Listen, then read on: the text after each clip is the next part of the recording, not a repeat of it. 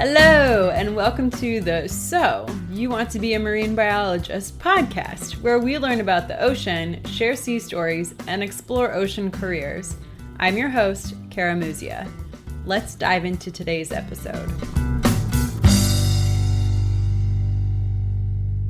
This episode is brought to you by you. Thank you to those of you who have become patrons of the So You Want to Be a Marine Biologist podcast. For less than the cost of a dive tank refill, or a cup of coffee, you can help keep the podcast episodes coming. There's also some fun bonuses for patrons, so be sure to check those out at patreon.com/marinebiolife. That's patreon.com/marinebiolife. Hello, mermaids, pirates, ocean lovers, and land lubbers. Welcome to today's show. Question: what does the shark say after eating the clownfish? It tasted a little funny. My guest today is marine scientist Laura Smith, and today we are learning about sailfish. Laura Smith is a marine biology PhD student currently hailing from Australia. In this episode, Laura shares her stories behind the scenes aboard Humpback whaleboats, doing sea turtle research on the Great Barrier Reef, and how she found herself studying one of the most iconic fish in the sea. Please enjoy. Laura, welcome to the So You Want to Be a Marine Biologist podcast. I'm excited to chat sailfish with you today. Well, thanks, Cara, for having me. I'm very excited to be on the podcast. I'm a long-time listener. I just did want to start, though, by doing an acknowledgement of country. That's something that we do over here in Australia. So I'd like to acknowledge the First Nations people of Australia as the traditional owners of country. I recognise their continuing connection to land, waters, and culture, and I pay my respects to their elders, past, present, and future. Wonderful. That's the first time I've heard that. I love that. Really? Yeah. How often have people been doing that, or how long have people been paying that respect? Oh, well, they should do it all the time, in my opinion. But it's something that I like to do in particular whenever I present somewhere or I'm going to a meeting. And yeah, it's just something that people should do to acknowledge, Indigenous history and Aboriginal history of Australia. So yeah, just thought I would start with that. I like it. Very cool. So I want to get into your story, but I'm really excited to chat sailfish with you today. So we're going to dive into your sailfish research right now. Why sailfish? I was approached by someone that had a project for sailfish, so I sort of fell into it. I'm not really a fisher person. I guess I'm more of a biology person. I actually caught my first billfish last week, which was really exciting. It was a black marlin, and I have a big confession in that I've not even seen a sailfish in real life yet. I'm not sure if you're expecting that at all, but I am actually traveling up north to Darwin next month, so I'm hoping that's going to be my first sailfish up there. They occur a little bit sporadically on the east coast of Australia, so 10 years ago or so there used to be heaps, but sometimes there's just not as many, and this year there haven't been many around. So yeah, hoping to try my luck up north and finally see a sailfish in real life. But I've certainly read a lot about them now because I've decided to do my PhD on them. So yeah, if you have any questions, ask away. I'm curious because you said you're not a fisher person, so this is a personal question. Why did you decide to say yes to this PhD on sailfish if you weren't initially interested in it?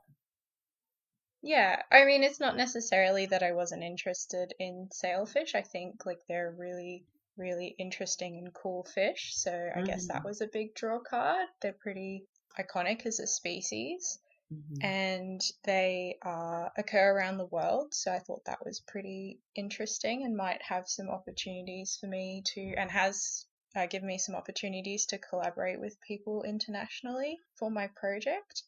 And then it was more about like what I'd get to do as part of my project. So I'm doing some genomic work, which I find really interesting, and it's a bit of a learning curve. But yeah, I'm learning some new tools and techniques and doing some habitat suitability modeling as well, learning how to do that. So it's not necessarily the species, I guess, but it's just all the things that I'm learning along the way. Cool. So tell me a little bit about your genomic work then. What does that look like and what does that even mean? So genomics is when you look at the whole genome of a species rather than just parts of their DNA. So I am collecting fin clips from sailfish in Australia, and I'm having people help me collect fin clips, so little pieces of their fin to get their DNA, and I'm comparing the DNA of the sailfish here in Australia to other places around the world because, as I mentioned, they occur in the tropics and subtropics pretty much all around the world. So here in Australia, throughout the Indo-Pacific, over in Florida, there's lots, and then off the coast of Central America. And so I'm basically looking at differences in the populations, both within the different ocean basins. So within the Pacific, so the Indo-Pacific and the Eastern Pacific and the Atlantic Ocean, and also between those different ocean basins to see if there are differences there. And that'll help with management because when we can define, okay, these are discrete populations, they should be managed as one sort of block or one stock essentially, rather than one as separate stocks rather than one single global stock, if that makes sense. Yes, absolutely. So it kind of is showing the different pockets or patches or, I mean, cultures. We'll just call them cultures of sailfish that live in the different parts of the ocean and kind of showing that they should be managed in different ways, right? Yeah.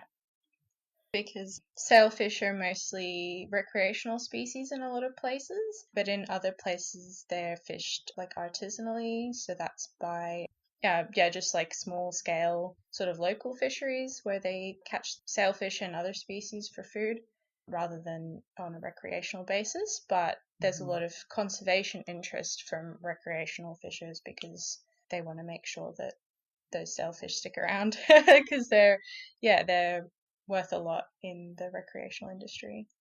Yes, they're a hugely iconic fish for many recreational fishermen. And it's definitely, I mean, catching your first billfish is a big mark for any recreational fisherman. And then when you catch your first sailfish, it's also a big check in the box as well. So sailfish, for listeners, get their name because they have their dorsal fin, the fin on their back, is a giant, looks like a giant sail, and it's really beautiful, and they can raise it and lower it. And I've read that they raise it a lot when they're hunting. Do they use it any other times? I've heard that they have like a basking behavior, I think. So sometimes when they're a bit tired or a bit cold, they will actually sort of lie at the surface of the ocean with the sail extended. Yeah, I've heard that, like, more in northern latitudes when the water's a little bit colder, they come up from deeper depths and warm. I have heard that. That's cool. So it helps get more sun on the whole body. Yeah, because they're actually a really surface active species. Not a lot of people know this, and I've told fishers this who've been fishing for sailfish and billfish for years that actually they actually spend 90% of their time in the first 10 meters of the water column or so, and they will sort of dive deeper for prey every now and then, but they don't like cold water. So yeah, they're actually just in that sort of top layer of the water column most of the time, and we know that from pop-up satellite tag data.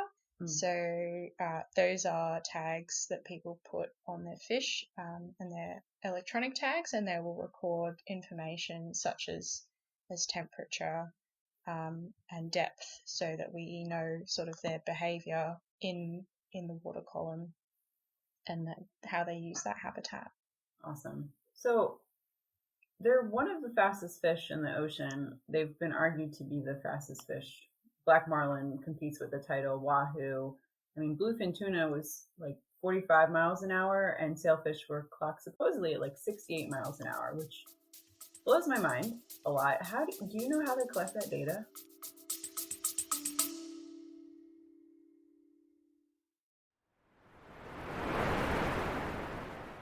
Hey, Kara here. I hear it all the time. How do I become a marine biologist? Or my niece wants to help the ocean. Where does she even start? I hear from students, yes, and also nurses, HR professionals, and other mid-career folks who wonder if they could still make their dream of working with sea turtles or sharks come true, wondering if it's too late to answer the ocean's call. Here's what I've learned after 20 years in the field and hundreds of interviews. There's no straight line, no magic degree, and no gatekeeper. You create the path forward. If this sounds overwhelming and vague, I've created 2 tools to help you stop wondering what if and start moving forward with clarity and purpose.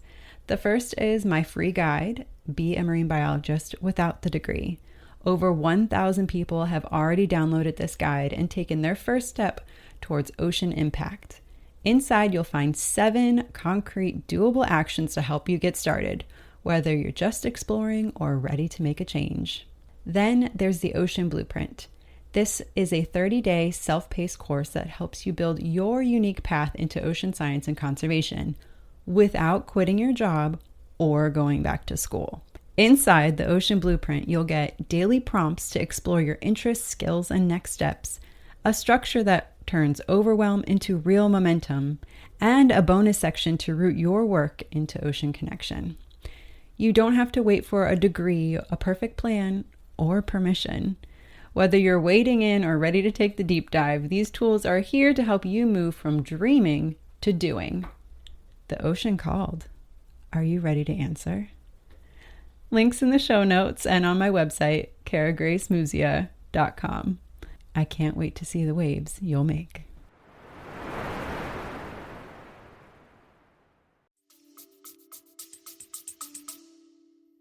So, from what I understand, because I have been trying to fact check this, I think that comes from people, I guess, driving the boat next to the sailfish. And there was a paper that tried to model how the sailfish moves, and they sort of disproved that a little bit. So I'm not actually sure if they're the fastest fish in the ocean, unfortunately. And the other interesting thing is that they don't necessarily use their speed that much when they're hunting. So they'll hunt in groups, and as you mentioned before, they do use their sail, and they'll raise their sail to kind of herd fish into a bait ball. Mm-hmm. And they will kind of slash or tap those bait fish with their bill to sort of destabilize or injure them and slow them down, and then eat those fish. But yeah, they don't really use their speed necessarily for that. It's, I guess, a bit more sneaky. So I think the jury's still out as to whether they're the fastest fish in the ocean. Hopefully, now that we have the technology to put things like accelerometers and that on tags, it would be interesting to see, whether we could get some like maximum speeds clocked on those fish, but I think it's a bit difficult to measure. Yeah, I was wondering how they did that, because how do you measure speed underwater on a fish that moves erratically? Because they don't move in straight lines for periods of time. Yeah, exactly. Okay, well, so jury's still out. We'll have to follow up with you and see how that goes. Yeah. Insofar as what I've read, it's a very tenuous speed that they've come up with, so we'll have to see. Maybe I'll put an accelerometer on a sailfish at some point. There we go. See how fast they really can go. Now I'm really curious. So you mentioned that their numbers are down, particularly in Australia, but I think worldwide that's a pretty confident statement to make. What are some causes of that? So billfish are bycatch in like tuna and swordfish fisheries, so that's a particular reason, but they're also very prey motivated, so they'll go where the bait is basically, and if there's a decrease in their prey, then there'll be a decrease in those top predators as well. How are swordfish and tuna traditionally caught? Are those long lines? Yeah. Okay. So they get hung up on the lines, and that nobody really wants to eat them. Why don't we eat sailfish? I've heard that they don't taste that good from some people, but then other people say that they're delicious. I guess they just need to be prepared in a particular way. There's also other issues because they're an apex predator, so similar to swordfish where there's methylmercury levels and I think arsenic as well in the meat. So if you ate lots and lots of it, it would potentially make you ill. That makes sense. Okay. With sailfish numbers, so I live in a small town called Stewart, and one of our claims to fame is that we were named the sailfish capital of the world. So, and I know we're not the only one in the world. I think there is at least one in Australia. Do you know how many places claim that title?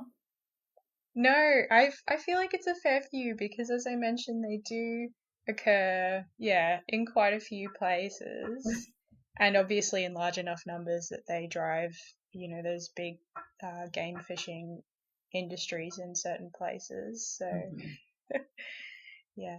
That's funny. Yeah. So how we got our name was there was a sports writer in the 1920s, so 100 years ago, and he he was an environmental writer too. He was like a local legend, but he was a fisherman, and he wrote to all the sports writers around the country and invited them down here to come in January. So who doesn't want to come to Florida in January because it's beautiful here and it's freezing everywhere else?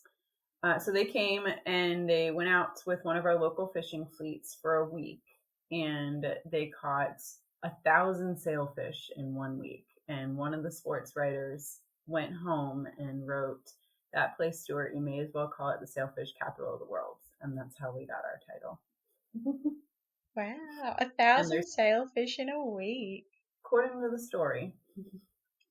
That's a lot of fish. That's a lot of fish, right?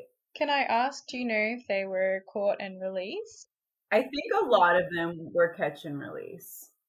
Yeah, because there's a long history of catch and release, even I guess back then, and I guess that's one of the other reasons why we don't tend to eat sailfish is because they are so beautiful and majestic that there's just been this long-standing history of, oh no, we'll catch them and then we'll release them again, and that's actually part of the draw card and part of the sport is that people will catch and release these fish. And so there's a lot of research programs that have decades of data. So the one that I'm using for my PhD is the New South Wales Department of Primary Industries Game Fish Tagging Program, which has data since the mid 1970s, which is amazing. And so that's data from fishers that have caught sailfish, brought them in, tagged them with a plastic streamer tag, and recorded all their data. And yeah, they've been released again into the ocean. And every now and then we also get recaptures when people catch that same fish again and can record that same tag number. And that data is pretty interesting. But unfortunately, that's quite rare that they recapture the fish, whether it's just because the fish move so far and wide, or if the tags eventually shed or fall off. Right. So here in the U.S., I know they're considered highly migratory species. They travel the eastern seaboard quite extensively. Is that similar habits in Australia? Yeah, they do. But there are certain places in Australia where we think that they might be slightly more resident populations. So the Gulf of Carpentaria up north, we think that they might actually stay there for a little bit. So that's one of the places where we've had a lot of recaptures from that tagging data. What would be really interesting is if we could put some of those satellite tags on the fish to find out whether they do stay there or whether they go somewhere else and then come back throughout the seasons. There was actually a study back quite a few years ago in the Persian Gulf where they found that those were resident populations, so those sailfish actually stayed in that same local area. And what the tagging data does tell us compared to other billfish, and then certainly compared to tuna, is that sailfish in particular don't actually move as big distances. So they're quite, I guess, a migratory fish, but they don't move as far as we think. And so that's also why looking at their population structure from a genetic or genomic perspective could be interesting, because there is this assumption that because they are migratory that they will mix and interbreed, across all these big areas, but that might not necessarily be the case, and there might be pockets where there are populations that don't do that. Interesting. Do you have plans to put a satellite tag on any fish during your research? I did, but it's been a bit difficult to get funding to do that. So I've managed very thankfully to get funding to do the genomic work, but satellite tags are quite expensive. And I know a lot of funding agencies are struggling a bit because of COVID. So it's been a bit tricky. I'm still hoping that maybe I can get some funding for that sort of component of my project. So that would be really, really cool. But yeah. How much are satellite tags? The pop-up satellite tags are slightly cheaper.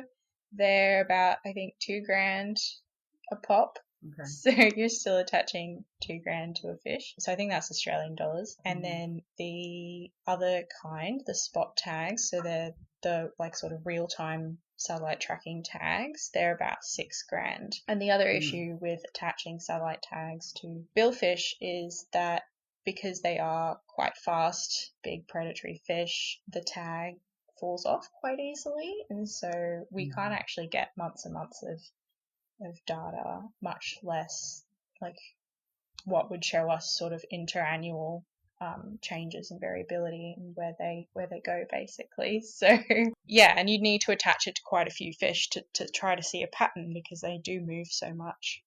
Right, that's the challenge with any satellite tagging of any species, is that the ocean just really isn't great for electronics, period. And then you attach it to a live animal, and you may or may not get your data, and it may not be very long. And yeah, so sometimes it's like, you just throw thousands of dollars into the ocean and hope that you get some usable data back. So I do feel a little scary if I do get to do it, but there's a lot of people really interested in that kind of work.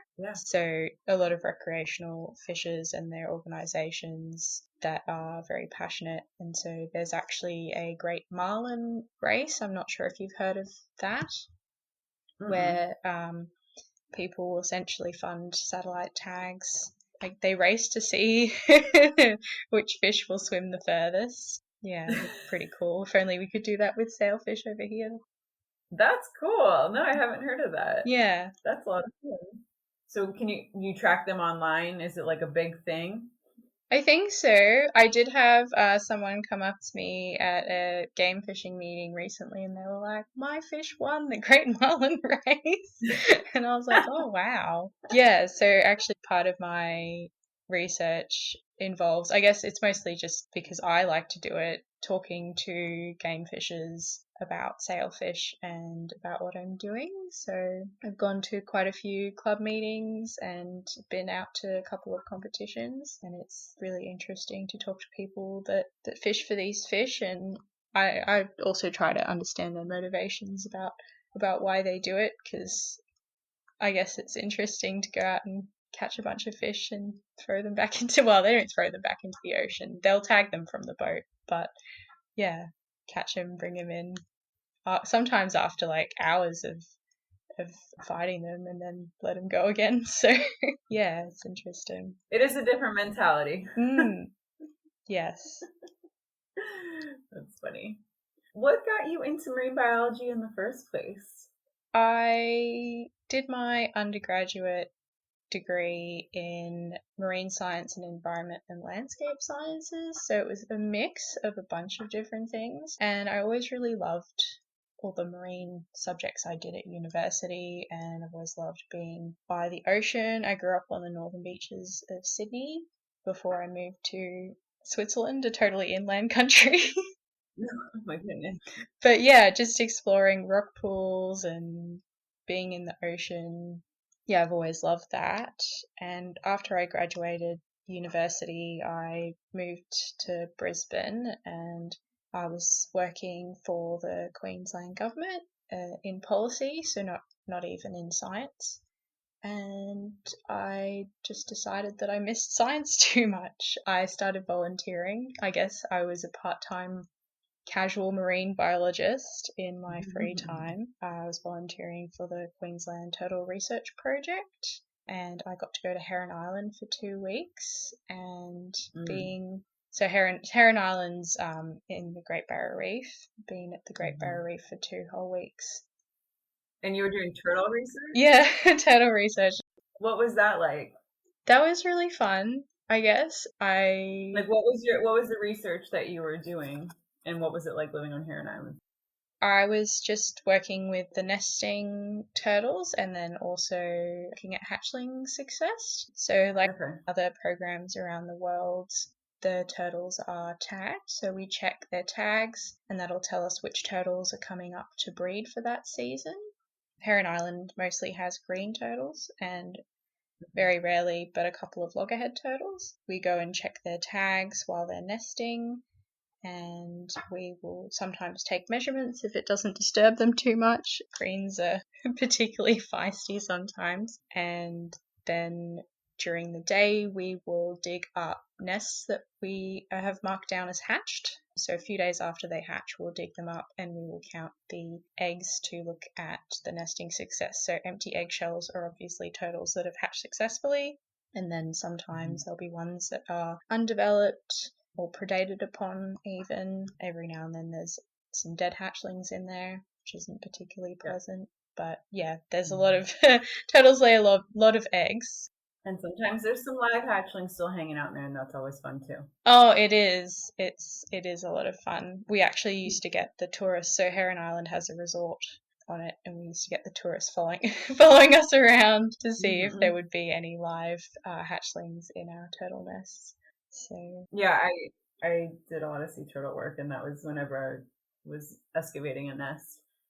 I'd always get like a little crowd around me if there was a couple people. And, are there any babies? Can we see the babies? Funnily enough, they quickly lose interest when it's a really stinky one and there are no babies. And because it is funny, I really learnt how to talk to people about science and turtles, and I got really passionate about it. But yeah, sometimes you're trying to talk to people about turtles and they're like, oh, there's no hatchlings. I'm going to leave now.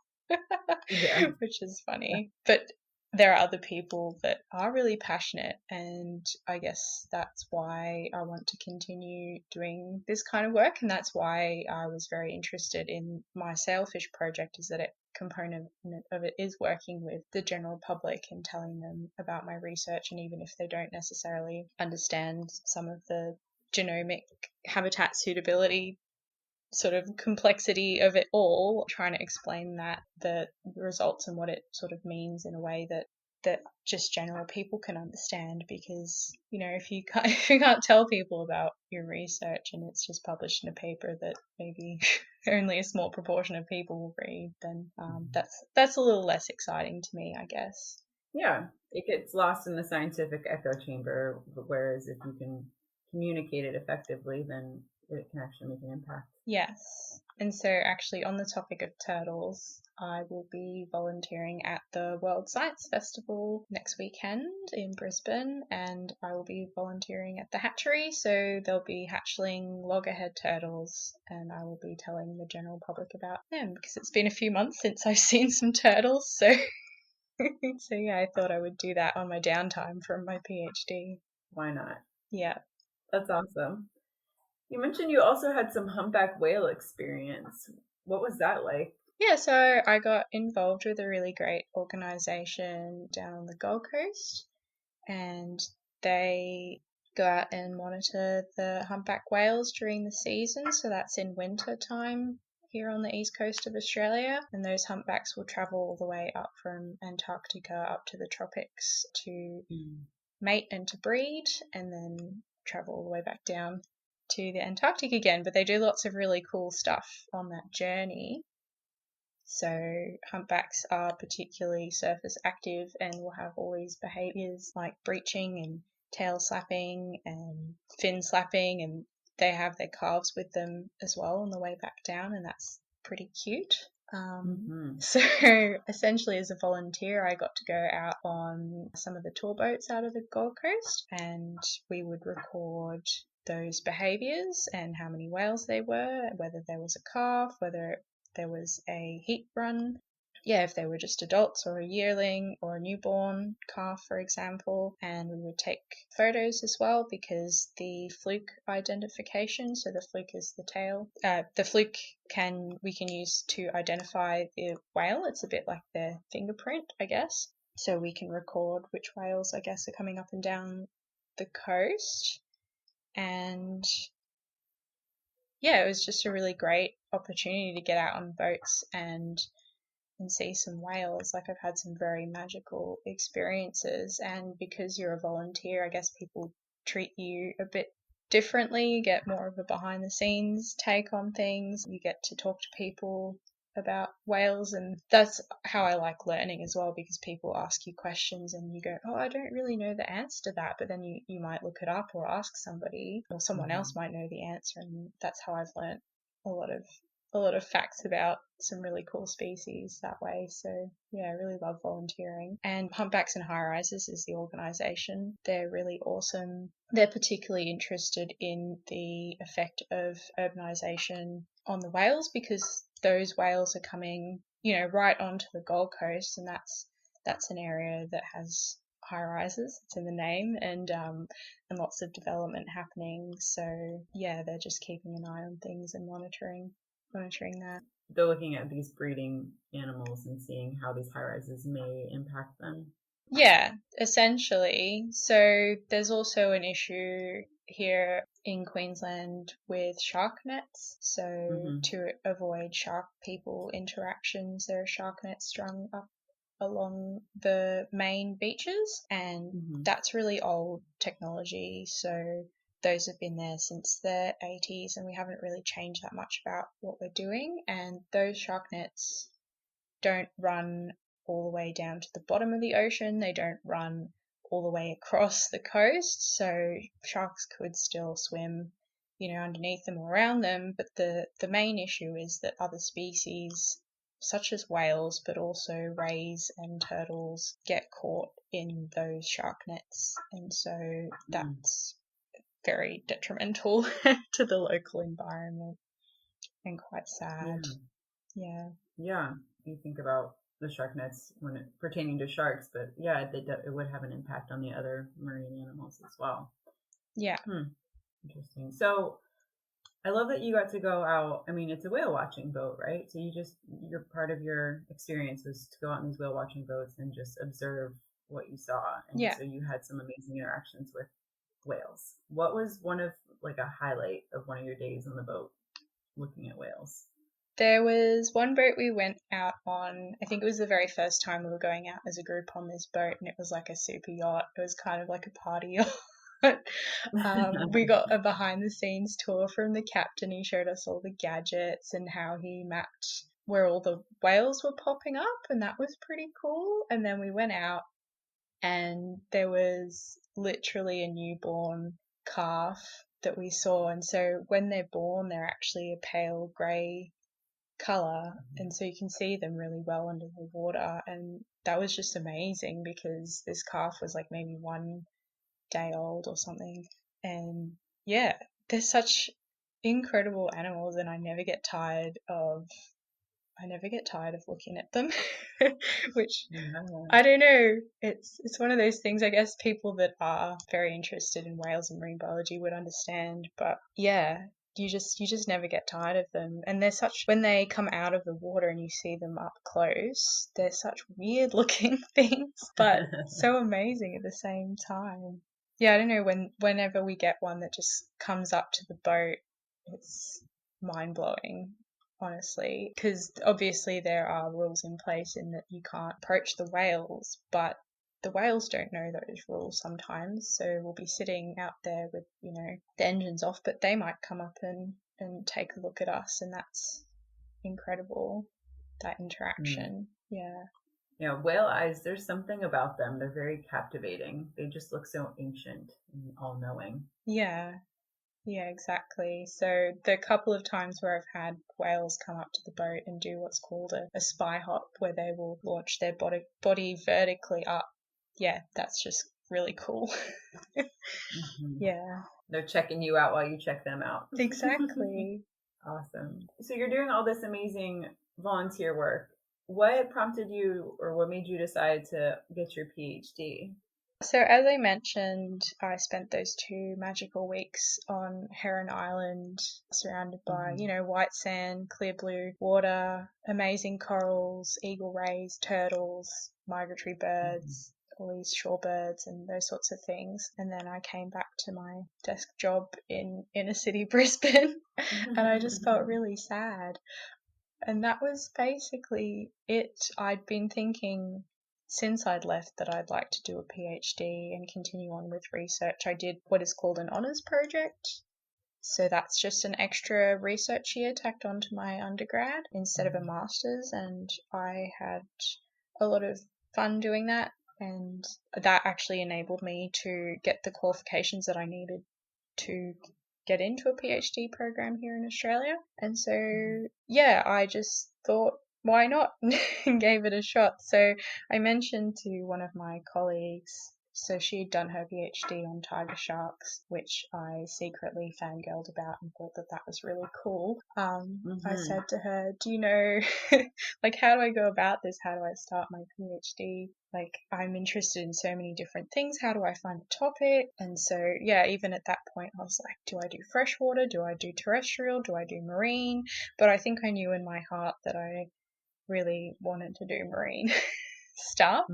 I mean, that's not to say that I can't go back now and do some more terrestrial things maybe after I finish my PhD or in my quote unquote spare time that I don't really have.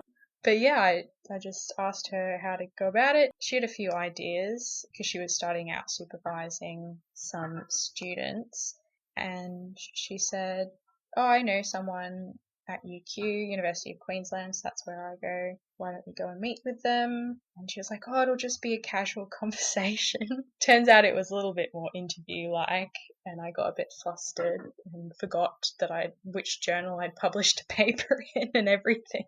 So, but yeah, in the end, so my primary supervisor now, Ian Tibbetts, he agreed to be my supervisor, and someone that, so Bonnie, my colleague that she knew and she'd done her PhD with, had this project on sailfish, and so they told me about it, and I was pretty much like, that sounds cool, let's do it. And here I am. Awesome. I like that. What is your friend studying with tiger sharks, your colleague? Her name's Bonnie Holmes. She finished her PhD quite a few years ago now. I believe she was looking at a number of different things. She did put satellite tags on them, and she was also looking at things like multiple paternity in tiger sharks as well. Can they have multiple fraternities in tiger sharks? I know sea turtles can. Yeah, they can. Yeah. Okay. And dogs. That was my fun fact on the beach when people like really kept, when we got past like the cursory, how long do the nests incubate for on the beach and what kind of turtles we have, and if they're still kind of hanging out with me, there were like the weird facts at them, and one of them was the multiple paternity. Yeah. Sharks have really weird reproduction. I don't know why. But actually, I think that's what sort of draws me to non-mammalian or at least non-terrestrial things, is that stuff in the ocean's really weird and we don't know that much about it. Like sailfish biology, there's still a lot of gaps to find out. Like there've been a fair amount of research, but because they're not, I guess, a species of commercial interest, yeah, there's still a lot to find out about them. So what are some of the bigger lingering questions then? Oh, that's a bit of a tricky one. I don't know where to start. Is there something that you've been like, I don't know that, but we should know that? I had a whole list of questions that I didn't know how to answer. Okay. But there's probably not one big question, I guess. Okay. A lot of people just want to know, like, where they go and why. I guess one of the big questions, and it's the same for a lot of other big pelagic fish, is that we don't really know where they spawn, and that spawning information is really important when they're making management decisions. Because those are sort of areas that we need to protect, and that'll also tell you, where those different populations are mixing. Yeah, that's important information to know. That's a big question. It's difficult to measure because they will just release, their gametes into the water column, and it's not like they go and lay eggs somewhere. And then those are transported around the place, and you get little juvenile sailfish. So it's really where people have spotted juvenile, like sailfish larvae, where they think that's where all the action happens. But it's like an indirect measurement, I guess. So they can't really tell for sure where and when it happens. So sailfish do broadcast spawning. They do. They each release their gametes into the water and hope that they meet up. Yes. That phenomenon just blows my mind. It's amazing to me that works, but it does. There's lots of critters that do that in the ocean. They do, and I guess they just hope for the best. I don't know, it must work somehow, because we end up with adult sailfish. So they are fairly fast growing, though. I think they grow the most in their first 4 years of life, and then their lifespan's probably maximum 15 years or so. Very cool. You've had quite a bit of time in the field, and one of my very favorite questions to ask is, what's one of your favorite field stories to tell? And this could be a magical day in the field and you had a great interaction with a whale or a turtle, or it could just be things happened and it makes a really great story now. So I probably have to bring it back to Heron Island, because that is my true happy place, turtle volunteering there. The most magical experience I had was snorkeling with about a dozen eagle rays. It was an early morning snorkel. I just went with one of the other volunteers because the other two were not that keen on going for a snorkel. So we're like, we'll just go for a quick one in the morning. Didn't bring any GoPros, of course, or cameras or anything. And we get in and it was just so clear. There were all these eagle rays around us. It was just an amazing snorkel, and I just have to hold on to the memory of it because there was no photographic evidence. Yeah, and some of the other experiences I've had on there. So people think, I guess, that turtles are pretty cute and the hatchlings are pretty cute. But as I mentioned, sometimes they can be a bit vicious.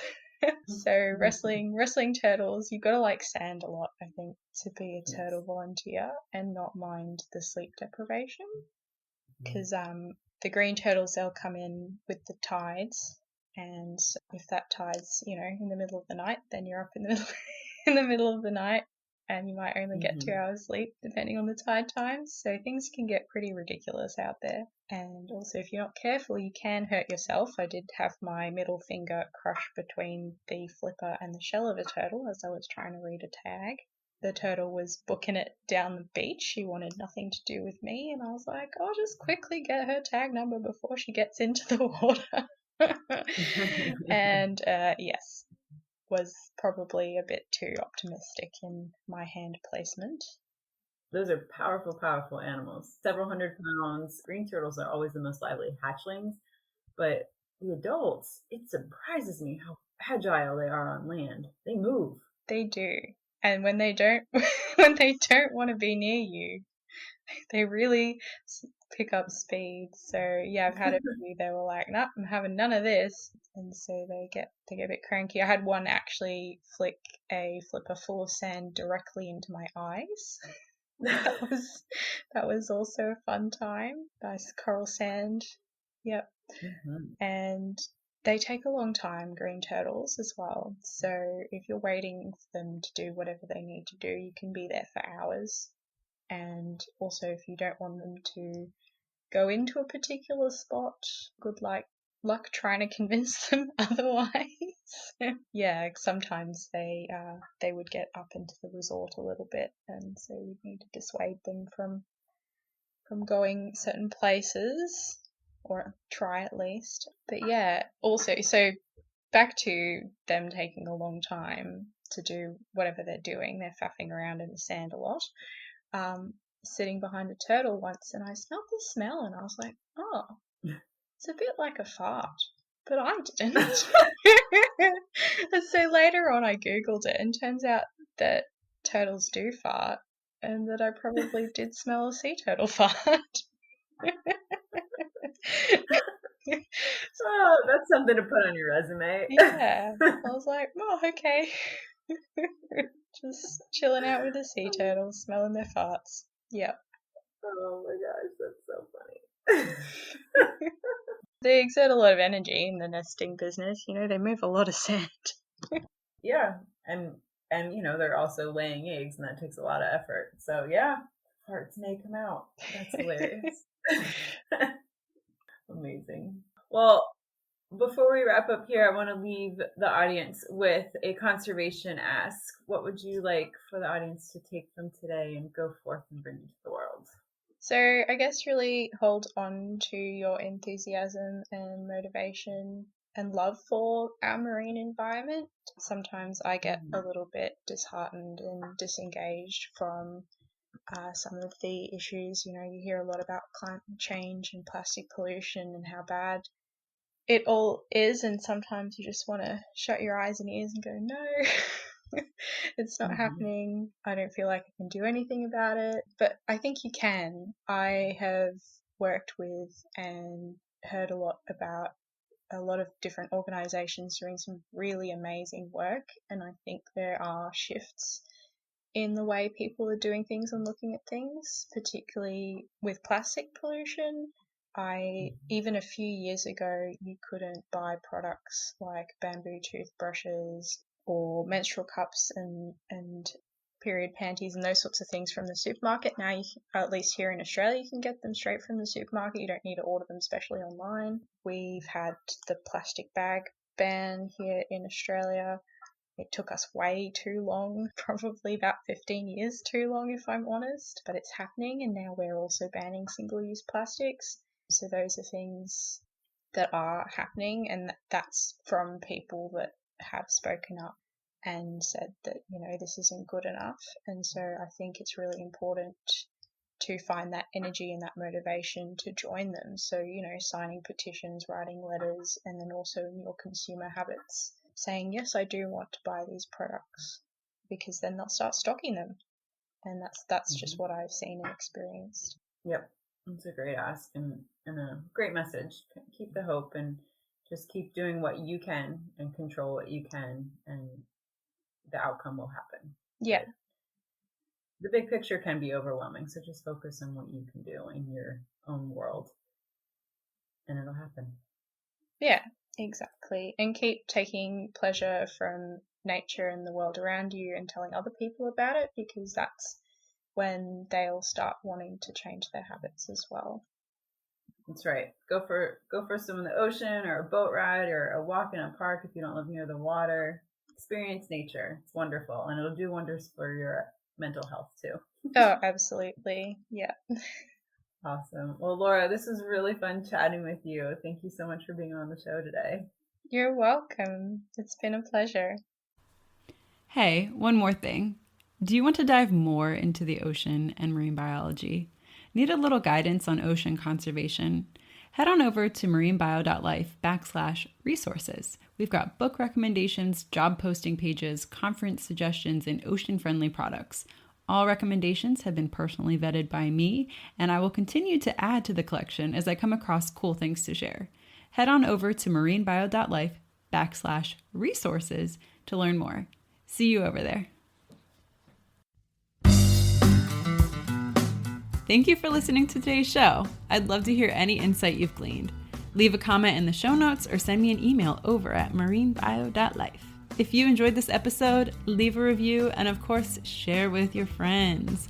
If you want more resources for ocean news, including conservation topics and careers, plus personal insight from me that I just don't share anywhere else, join me at marinebio.life and sign up for email updates. Keep after your dreams and making waves in your community. One person can make a difference. Thank you so much for listening, and I'll catch you next time on the So You Want to Be a Marine Biologist podcast.